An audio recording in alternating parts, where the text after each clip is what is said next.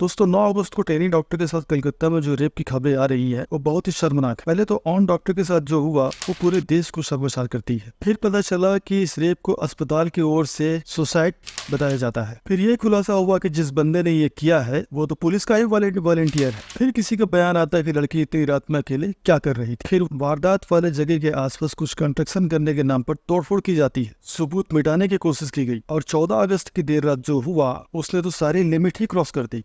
सैकड़ों की भीड़ हॉस्पिटल में धावा बोलती। जिस जगह में लोग प्रदर्शन कर रहे थे उसी मंच को तोड़ दिया जाता है। प्रदर्शन कर रहे डॉक्टरों के साथ मारपीट की जाती है। इतना ही नहीं, ये लोग हॉस्पिटल में घुसकर इमरजेंसी वार्ड बाकी कई हिस्सों को बुरी तरह तोड़ देते हैं। टीएनसी की ओर से कहा जाता है कि तोड़फोड़ करने वाले लेफ्ट और बीजेपी के गुंडे हैं। मगर सवाल ये है कि प्रदर्शनकारी जो उस लड़की के लिए इंसाफ मांग रहे थे वही लोग प्रदर्शनकारियों में तोड़फोड़ क्यों करेंगे? इसका मतलब साफ है कि प्रदर्शनकारी के रूप में गुंडों ने जानबूझकर प्रदर्शनकारियों पे फिर से सबूत मिटाने की कोशिश की है। और अगर ऐसा है तो किसी भी सोसाइटी के लिए इससे शर्मनाक बात और क्या हो सकती है? पहले तो एक ट्रेनी डॉक्टर के साथ रेप हो जाता है, इससे ज्यादा बुरी बात किसी समाज के लिए और क्या हो सकती है? एक लड़की जिसने अपनी जिंदगी की 10-12 साल डॉक्टरी की पढ़ाई करने में दी, जो आधी रात को जाकर के मरीजों की सेवा कर रही थी। अस्पताल में ड्यूटी करने वाले डॉक्टर की नाइट ड्यूटी आराम करने वाला कमरा भी नहीं था। उसे सेमिनार के हॉल में कुर्सी में बैठकर सुस्ताना पड़ा। वो बेचारी दिन भर की थकान दूर करने के लिए लेट रही थी, तभी एक वॉलंटियर पुलिस का जिसकी ये ड्यूटी थी कि अस्पताल में कुछ गलत ना हो और ना होने दे, वहां आए लोगों को वो सेफ्टी दे, वही वॉलंटियर शराब पीकर न सिर्फ उस सेमिनार में घुसता है, उस टेडी डॉक्टर को जानवरों की तरह मारता है, उससे घिनौना काम करता है, उसकी जान ले लेता है और फिर वहां से चला जाता है। लड़की के पोस्टमार्टम में जो खुलासा होता है उसे सुनकर किसी की भी रूह कांप सकती है। उस बेचारी की गर्दन तोड़ दी गई थी, आंखें फोड़ दी गई थी, उंगलियां तोड़ दी गई थी और उसके शरीर का शायद ही कोई हिस्सा था जिस पर हमला ना किया गया हो। आप ही सोचिए, अगर किसी इंसान को इतनी बुरी तरह मारा गया हो, उसके साथ रेप हुआ हो, उसके शरीर में निचले हिस्से में कोई कपड़ा ना हो, तो क्या पहली नजर में उसकी बॉडी देखकर किसी मूर्ख को ये नहीं पता चलेगा कि उसके साथ क्या हुआ है? बिल्कुल पता चल जाएगा। मगर ऐसी क्या वजह थी कि अस्पताल की ओर से लड़की के घर वालों को जब पहली बार फोन किया गया तो उन्हें ये बताया गया कि लड़की ने सुसाइड कर ली। अब ये सब सुनकर किसको नहीं गुस्सा आएगा? एक महिला को इतनी बेरहमी से मारा गया, उसकी इज्जत लूटी गई, उसकी आंखें फोड़ दी गई और अस्पताल वालों को ये तक दिखाई नहीं दे रहा है कि उसके साथ क्या हुआ। वो इसे सुसाइड बताने पर क्यों तुले हुए थे? आज कोलकाता पुलिस का इस बात से ईगो हर्ट हो रहा है कि लोग उन्हें पर भरोसा नहीं करते।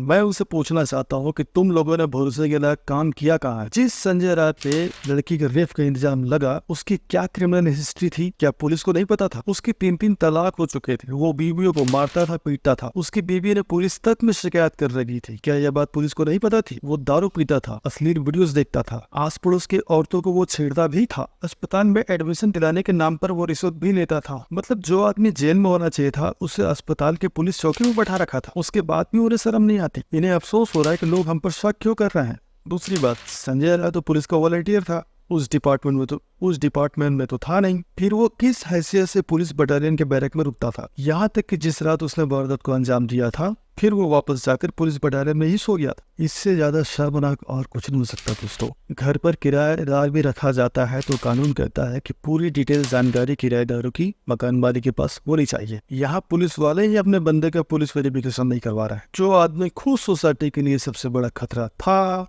उसी आदमी को लोगों को सुरक्षा में लगा रखा था। और फिर लोग तुम पर गुस्सा हो जाए तो तुम्हारा ईगो हर्ट हो जाता है। जो करना है और जो करना चाहिए वो तो होता नहीं है और अहंकार और ईगो दुनिया भर का पाल बैठे हो। और जैसा कि मैंने कहा कि एक आदमी या एक बात ही शर्म की हो और बाकी लोग भी अपना किरदार ठीक से निभा रहे हो तो भी आदमी तसल्ली कर ले। ट्रेनी डॉक्टर का रेप और मर्डर हो जाता है, उस पर मेडिकल कॉलेज के प्रिंसिपल पर कोई एक्शन नहीं होता। सोशल मीडिया पर प्रेशर पड़ता है तो उसे रिजाइन करना पड़ता है, मगर 12 घंटे के अंदर ही उसे दूसरे कॉलेज का प्रिंसिपल बना दिया जाता है। आज तक की एक रिपोर्ट के मुताबिक मुर्शिदाबाद के एक कॉलेज मेडिकल में अख्तर अली ने बताया कि उन्होंने संदीप घोष जैसा करेक्ट आदमी आज तक नहीं देखा। यह आदमी हर काम में 20% कमीशन लेता था, पोस्टिंग से लेकर हाउस कीपिंग तक हर काम में 20% कमीशन लेता था। ये स्टूडेंट को शराब पिलाता था, इसने माफिया राज फैला रखा था। अपना भौकाल बनाने के लिए, अपने सिक्योरिटी के लिए ये बहुत सारे स्टाफ रखता था। अख्तर अली ने कहा कि इसके खिलाफ मैंने पुलिस में शिकायत की थी मगर कुछ नहीं हुआ। मुझे नहीं पता कि इस इल्जामों में कितनी सच्चाई है, मगर ये इल्जाम 10% भी ठीक है तो इससे बुरी बात और क्या हो सकती है दोस्तों। जिस मेडिकल कॉलेज में एक महिला डॉक्टर नाइट ड्यूटी कर रही है वहाँ रात को सुस्ताने का इंतजाम नहीं है। जिस सेमिनार में वो आराम करने गए थे उसके आसपास उसके सीसीटीवी खराब है। जिस पुलिस वॉलंटियर को वहाँ की सुरक्षा देखनी चाहिए थी खुद हिस्ट्री सीटर क्रिमिनल है। और जिस कॉलेज प्रिंसिपल को इन सारी चीजों पर नजर रखनी थी, अगर वो भी करप्ट था जैसा कि अख्तर अली कह रहे हैं, ऐसे क्राइम को कौन रोक सकता है। लड़की की पोस्टमार्टम रिपोर्ट में जो ताजा सबूत मिले हैं, डॉक्टर कह रहे हैं कि ऐसा लगता है कि एक से ज्यादा लोगों ने लड़की के साथ दुराचार किया है। अगर ऐसा है तो ये साफ हो जाता है कि शुरू में इस मामले को सुसाइड बताया जाता है। क्यों अस्पताल आने पर लड़की के घर वालों को भी 3 घंटे तक बॉडी नहीं दिखाई गई? क्यों कुछ लोग दबी जुबान में ये बात बोल रहे हैं कि इतनी रात में वो लड़की अकेले क्या कर रही थी? इन सारी बातों को लेकर के लोगों में भारी गुस्सा है। अरे गुस्सा बनता है और होना भी चाहिए, मगर इस देश में कुछ लोगों की सोच इतनी सड़ चुकी है, कितना भी बड़ा हादसा हो जाए, किसी के साथ कुछ भी हो जाए, उन्हें पहले ये देखना है कि ये घटना किस स्टेट में हुई है, जिसके साथ हुई है उसकी जाति क्या है। कलकत्ता के केस में भी यही हुआ है। देश के कुछ भावी प्रधानमंत्रियों को 5 दिन लग गए ये समझने में कि ट्वीट में क्या लिखना है और कब लिखना है, और ट्वीट करना चाहिए कि नहीं करना चाहिए। कुछ बड़े यूट्यूबर्स अब तक उनकी इस पर कुछ जुबान नहीं खुल रही है। कुछ लोग तो ट्वीट डिलीट करके फरार हो गए, प्रेशर पड़ा तो फिर से रस्म अदायगी करने चले आए। यूपी के किस शहर के किस गली में, किस जगह में, कौन सी जगह में किसने क्या कहा, किसके साथ क्या हुआ है, इन लोगों को सब मालूम होता है, क्योंकि वहां तो कुछ गलत होता है तो उसे उछालने में इनकी राजनीति सजती है। मगर कोलकाता में निर्भया कांड जैसा घिनौना काम हो गया, मगर ये लोग अब भी कैलकुलेटर लेकर के हिसाब लगाने में लगे हैं कि इस मामले में कुछ बोल दिया कि दूसरी पार्टी को फायदा तो नहीं हो जाएगा, मेरे 200-400 सब्सक्राइबर कम तो नहीं हो जाएंगे। आखिर हर धंधेबाज को आखिर में अपने कस्टमर का ही ख्याल रखना पड़ता है। गोलगप्पे की रेहड़ी पर भी लिखा होता है, ये ग्राहक तो भगवान होता है। इन लोगों का यूट्यूब ठेला तो फिर गोलगप्पे की रेहड़ी से ज्यादा बड़ा हो चुका है। नहीं बताइए तो आप भी बताइएगा कमेंट करके। ये लोग ये नहीं समझ पा रहे हैं कि भले ही हादसा कोलकाता में हुआ है, मगर ये सिर्फ कोलकाता से जुड़ा नहीं है। आज देश भर में डॉक्टर हड़ताल पे है। मेडिकल कॉलेज में ट्रेनिंग डॉक्टर जो गुस्सा निकाल रहे हैं, उसकी वजह पूरे देश में सरकारी अस्पतालों का आज यही हाल है। वहाँ ट्रेनिंग डॉक्टर को 48 घंटे ड्यूटी करनी पड़ती है। कमर सीधी करने के लिए उनके पास एक रेस्ट रूम भी नहीं होता, साफ टॉयलेट भी नहीं मिलता, खाने का बुरा हाल है, देखने के लिए इतने मरीज होते हैं, ऊपर से हॉस्पिटल वाले पॉलिटिक्स अलग करते हैं। वहाँ स्टाफ की शक्ल में घूम रहे संजय राय जैसे पोटेंशियल रेपिस्ट होते हैं। सरकार ये समझती ही नहीं है कि एक डॉक्टर को तैयार होने में एक टॉयलेट या उससे ज्यादा वक्त लगता है। किसी भी सोसाइटी में एक डॉक्टर होने का मतलब ये है उस देश में हजारों की आबादी का सिक्योरिटी देना। मगर एक डॉक्टर ही अनसेफ फील करेगा, बेइज्जती फील करेगा, तो कौन काम करेगा ऐसे सोसाइटी में? यही रीजन है कि सरकारी अस्पताल में डॉक्टर नहीं टिक, या तो अपना नर्सिंग होम खोल लेते हैं, या क्लिनिक खोल लेते हैं, या बड़े प्राइवेट अस्पताल से जुड़ जाते हैं, और जिन्हें मौका मिलता है वो विदेश चले जाते हैं। मतलब जो सरकारी तंत्र इन डॉक्टरों को तैयार करने में लाखों रुपए लगाते हैं, वही सरकारी सिस्टम अपने निकम्मेपन में इन डॉक्टर्स को अपने साथ नहीं रख पाता। आज देश में डॉक्टर्स का जो गुस्सा है वो सरकार के इसी निकम्मेपन के खिलाफ है। आज देश में हर सिटीजन का ये फर्ज है डॉक्टर्स के गुस्से को समझे। अगर प्रॉब्लम को थोड़ा और करीब से देखेंगे, अगर आप करीब से समझेंगे, तो देश के अस्पतालों से ज्यादा ये सरकारी हर ऑफिस में औरतों और लड़कियों को परेशान किया जाता है। अभी नोएडा के एक महिला लड़की ने इसलिए सुसाइड कर लिया था क्योंकि उसके ऑफिस के कुछ लोग उसके बॉडी शेमिंग करते थे। कितनी लड़कियां ऐसी बेचारी हैं जो सिर्फ नौकरी बचाए रखने के लिए ये सब कुछ बर्दाश्त करती हैं। 15-20 हजार की तनख्वाह बनाए रखने के लिए ऐसे टॉर्चर से गुजरती हैं। ऑफिस में उनका बॉस या जो उनके सीनियर्स उन्हें टॉर्चर करते हैं, वो भी कि ये कहीं नहीं जाएगी। आज जो गुस्सा है या निर्भया कांड के सन 2012 में जो गुस्सा हुआ था, इसी माहौल के खिलाफ। मगर इतने सालों में हुआ क्या? ना इतने सालों में सोसाइटी बदली, ना पुलिस के काम करने का तरीका बदला, और ना ही अदालतों के रवैयों में कोई चेंज आया। नेशनल जुडिशियल डेटा ग्रेड के मुताबिक इस वक्त देश की अलग अलग अदालतों में 4,40,00,000 केसेस पेंडिंग है, जिसमें 8% केस मतलब कि 36 लाख केसेस महिलाओं की ओर से की गई हैं। इनमें 45% मामलों में या तो वकील पेश ही नहीं होते या अपराधी जमानत लेकर फरार हो जाता है। इसके अलावा 7% केसेस ऊपरी अदालत का स्टे है। पिछले बार सुप्रीम कोर्ट ने कई बार कहा कि औरतों के खिलाफ केस हो रहा है या क्राइम हो रहा है 6 महीने में निपटाया जाए, मगर कोई फर्क नहीं पड़ा। आज 2013 में दिल्ली हाई कोर्ट ने यह कहा था कि पुलिस औरतों में हो रहे क्राइम पर थोड़ी संवेदनशील हो।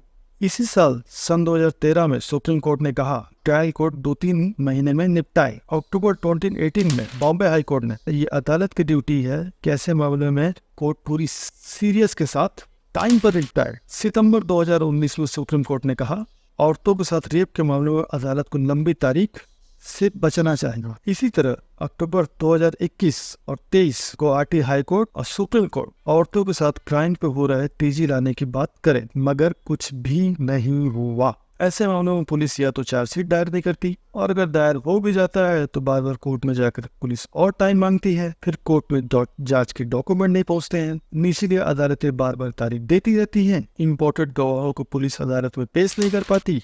निचली अदालत कार्रवाई पे स्टे लगा देती है और आरोपी जमानत मिलते ही फरार हो जाता है। अब अभी बताइए, जिस समाज में औरतों के लिए ऐसे हालात हो, वो ना वर्क प्लेस में सेफ फील करे, ना सिस्टम उसका साथ दे, और ना अदालतें तेजी से काम करें, वो महिलाएं कहाँ जाएं? आज जब आप ये वीडियो देख रहे हैं तो हम आजादी के 77 स्वतंत्रता दिवस मना रहे हैं, मगर इतने वर्षों में औरतों की आजादी के लिए ये क्या मतलब? आपकी सिस्टर्स या मदर पब्लिक ट्रांसपोर्ट से घर आती कि जब तक वो घर नहीं पहुंच जाती तो आपकी सांस फूली रहती है। आप उन्हें कहीं अकेला नहीं भेज सकते। वो पब्लिक ट्रांसपोर्ट में सेफ नहीं है, वो वर्क प्लेस में सेफ नहीं है, वो सोशल मीडिया पर बुली की जाती है। ऐसे में ये आजादी उनके लिए क्या मायने है? आप उनसे खुद पूछिएगा, फिर कमेंट करके बताइएगा। हो सकता है इस मुद्दे में बात करते करते मैं थोड़ा इमोशनल हो गया। आपको लग रहा होगा कि नहीं, आप जितना बोल रहे हो हालात उतने भी बदतर नहीं है, लेकिन हाँ, हालात कैसे भी हैं इसका जवाब अगर आपको चाहिए तो आप अपने ही घर में अपने बहन, अपनी औरत और अपनी माँ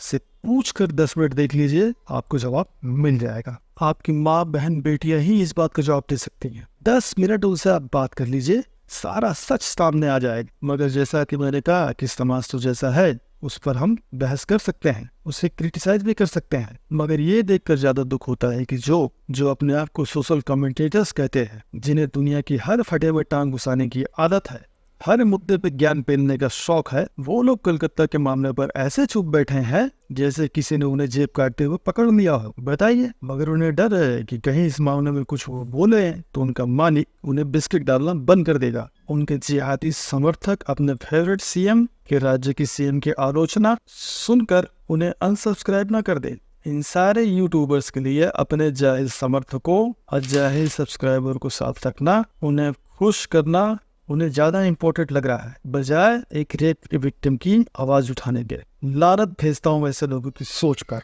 बाकी उम्मीद करते हैं कि कलकत्ता में हुई अफसोस घटना पूरी सोसाइटी के लिए एक सबब बने। वर्क प्लेस में फीमेल की सिक्योरिटी को लेकर और भी अवेयरनेस हो। ऑफिसों में स्टाफ रखने से पहले उनका प्रॉपर बैकग्राउंड चेक किया जाए ताकि दोबारा ऐसे हादसे ना हो। कोलकाता का ये मामला क्योंकि रेप से जुड़ा है, ऐसे मामले में यूट्यूब एल्गोरिथम भी ये वीडियो ज्यादा लोगों तक नहीं भेजता। तो मेरी आप लोगों से गुजारिश है, इस वीडियो में मेरी कही गई सारी बातें सच्ची लगती हो, इसमें ईमानदारी लगी हो, और अगर आपको लगी कि ये कंसर्न और भी लोगों में पहुंचे तो इस वीडियो को ज्यादा से ज्यादा शेयर करें। घर की हर एक महिला तक ये वीडियो पहुंचना चाहिए। इस मामले में हो रही सियासत पर अगर आपकी कोई राय है तो नीचे कमेंट बॉक्स खुला हुआ है। अपना ख्याल रखें। जय हिंद, जय भारत। तो मिलते हैं हम अगले वीडियो में बहुत जल्द।